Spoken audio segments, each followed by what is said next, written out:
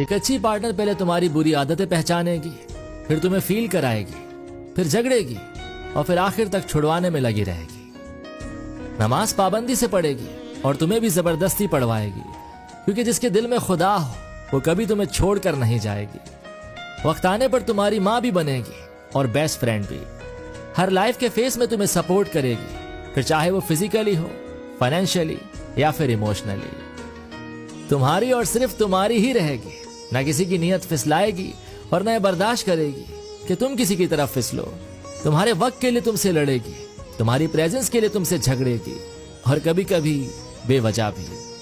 और इन सब के बाद वो सिर्फ तुमसे प्यार, इज्जत और थोड़ा सा वक्त मांगेगी। तो दे देना यार, ना मत कहना। यही होता है जब एक मर्द वफा करने पर आता है, वो आपके लिए सब करना चाहता है और आपको सब देना चाहता है जो शायद कभी उसने अपने लिए भी ना सोचा हो। और ऐसी वफा और मोहब्बत उसी औरत को नसीब होती है जो औरत नरम दिली और अपनी फर्माबरदारी से उसका दिल जीत लेती है। अगर औरत की तरफ से उसको थोड़ी सी मोहब्बत मिल जाए या वो औरत उसकी थोड़ी सी कड़वी बातों को बर्दाश्त कर ले, तो उस औरत की खातिर अपनी जान तक लुटा देता है, फिर चाहे वो उसकी बीवी हो, बहन हो या फिर बेटी, क्योंकि वो उन्हीं के लिए कमाता है। उन्हीं की जायदादों और शादियों की खातिर अपनी पूरी जिंदगी लगा देता है। लेकिन अगर उसे पता चल जाए कि सामने वाला बदतमीज है या मेरी बात का इस पे कोई असर नहीं, तो फिर यकीन करें वो आपको आपके हाल पे छोड़ देता है और इस बात का आपको अच्छे से यकीन दिला देता है कि मर्द अना का दूसरा नाम है। एक नस्ली मर्द की सबसे बड़ी पहचान है कि वो कभी आपसे नहीं लेगा, हमेशा आपको देगा। और इक्वालिटी आपको उसमें तब नजर आएगी जब आप उसे गुलाम नहीं, अपना हुक्मरान बनाती हैं। वो कभी नहीं चाहेगा कि उसके होते हुए आपकी या आपके माँ बाप की जेब से कुछ पैसों का खर्चा हो, क्योंकि सब उसकी वैल्यू को डिग्रेड करता है। क्योंकि वो जानता है कि खुदा ने मुझे लेने के लिए नहीं, सिर्फ देने के लिए बनाया है। खुद के लिए ना सही, पर अपने बीवी बच्चों के लिए न जाने क्या क्या कर जाता है। बस यही वजह है कि उसे मिजाजी खुदा भी कहा जाता है। क्या बात है आजकल की मोहब्बत की। सब कुछ बोल दो, जलील कर दो, हाथ उठा लो, किसी तीसरे को भी शामिल कर लो और फिर कहो लव यू टू। अरे बेवकूफ हैं वो लोग जो इसे मोहब्बत समझ बैठते हैं।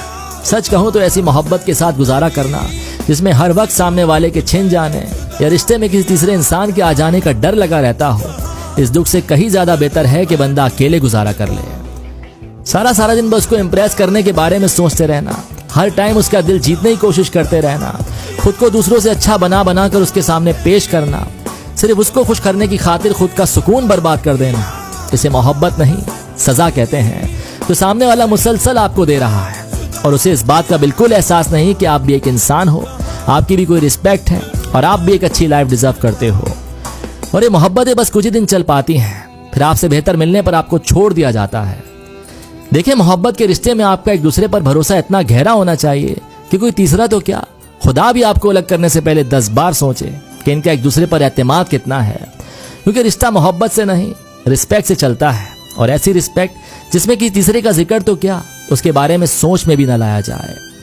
क्या आपने नहीं सुना, मोहब्बत की इबादत में किबला एक ही रखना चाहिए, इधर उधर देखने से भी नीयत टूट जाती है। तो जो कहे मैं आपका नहीं, साफ कहो हम भी आपके नहीं। क्योंकि कि तीसरे इंसान में इतनी हिम्मत नहीं कि वो आपके रिश्ते में अपनी मर्जी से आ जाए, जब तक उसे किसी एक की तरफ से इजाजत ना दी जाए। खैर, इस पर आपकी क्या राय है, कमेंट में जरूर बताइएगा। कुछ लड़कियां थोड़ा बहुत पढ़ लिख कर ये सोचती हैं कि वो अब जो चाहे कर सकती हैं और ये भूल चुकी हैं कि वो एक औरत है। वहीं कुछ औरतें ऐसी भी हैं जो ग्रेजुएट होकर भी अपने फराइज और हुकूक बहुत अच्छे से निभा रही हैं, क्योंकि वो जानती हैं कि वो कितना भी पढ़ लिख लें, लेकिन एक अच्छी और इज्जतदार औरत बनने के लिए उनकी तरबियत ने ही उनका साथ देना है। और इस सलीका उन्हें पढ़ लिख कर नहीं, बल्कि अपने ही घर की तरबियत से मिला होता है। एक लड़की जब अपने माँ बाप के घर होती है तब उसके कंधों पर अपने माँ बाप की इज्जत का बोझ होता है, लेकिन जब उसकी शादी हो जाए तो फिर उसके कंधों पर एक नहीं बल्कि 2 खानदानों की इज्जत का बोझ होता है। और औरत वही अच्छी जो अपने नरम लहजे, मुस्कुराहट और एक दूसरे की इज्जत का ख्याल रखते हुए सबका दिल जीत ले। बेवकूफ हैं वो औरतें जो अपनी अकड़ और अना से साबित करने की कोशिश करती हैं कि सिर्फ एक वही हैं जो समझदार हैं और इस सब करके वो दूसरों की नजरों में बड़ी बन जाएंगी, जबकि हकीकत इसके बिल्कुल बरक्स है। ऐसा करके ना तो इज्जत हासिल कर सकती हैं, बल्कि अपनी बनी बनाई इज्जत को भी मिट्टी में मिला देती हैं। मेरी इस बात का बिल्कुल ये मतलब नहीं कि एक औरत कैद हो जाए, बस वो अपने दायरे में रहते हुए खुद को औरत साबित करे। अब मैं बात वफा और मैनर्स की करूं तो ये हमें तालीम नहीं, बल्कि हमारे खुद के घर से हमें खून में मिलती है, जिसकी तरबियत हमारे पैदा होते ही शुरू हो जाती है। और तालीम एक एज पर पहुंचकर हमें सिखाती है। सच कहूं तो वफा और मैनर्स का आपकी तालीम से कोई लेना देना नहीं, क्योंकि तरबियत वो वाहिद चीज है अगर आपके पास तालीम ना भी हो तो आपको एक अच्छा इंसान बना देती है, जबकि तालीम भरपूर हो और तरबियत ना हो तो आप कभी एक अच्छा इंसान नहीं बन सकते। इस दुनिया में कैसे रहना है ये तालीम हमें सिखाती है, लेकिन इस दुनिया के साथ कैसा सुलूक करना है ये हमें हमारी तरबियत सिखाती है।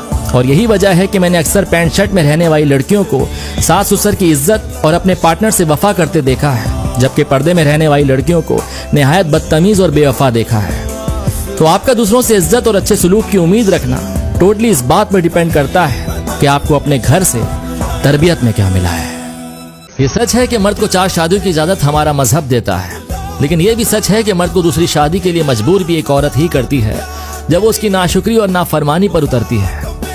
मैं आज फिर आपसे कहूंगा कि एक मर्द कभी ये देखकर आपसे मोहब्बत नहीं करता, ना आपके लिए मरता कि आप कितनी खूबसूरत हैं। उसे तो वो औरत चाहिए जो उसे ज़हनी सुकून दे सके, उसकी बातों को तरजीह दे सके, उसके सामने आजिज़ी इख्तियार कर सके, और जहां उसे ऐसा दिखेगा वो वहां खिंचता चला जाएगा।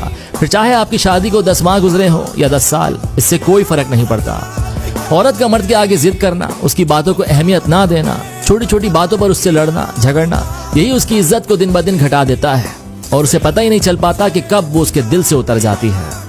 कसम उसने शादी करके निकाह के बंधन में आकर जिंदगी भर उसका साथ निभाने की ली थी, वो उसकी नहीं बल्कि उससे जुड़ी चीजों की ली गई थी, और फिर बात दूसरी शादी या डिवोर्स तक आ पहुंचती है। एक वही औरत मर्द के दिल पर अपना कब्जा जमा सकती है जो उसके बनाए हुए सांचे के मुताबिक उसमें ढल जाए, उसकी दी हुई चीजों की कदर करके उसकी खुशी में खुद को शरीक कर ले, उसको अपना हुक्मरान घर का सरबरा बनाकर उसके मुताबिक जिंदगी गुजार सके। यकीन करें, औरत का अमीर या गरीब होना मर्द को मुतासिर नहीं करता, क्योंकि कमाने के लिए तो खुदा ने उसे बनाया ही है। उसे तो बस वो औरत चाहिए जो उसकी फरमा बरदार हो और अच्छे बुरे वक्त में उसका साथ निभा सके। बस इतना कहूंगा, अपने माजी को पाक रखें, किसी एक की होकर उससे सच्चे दिल से वफा निभाकर अपने एक नस्ली औरत होने का पूरा सबूत दें।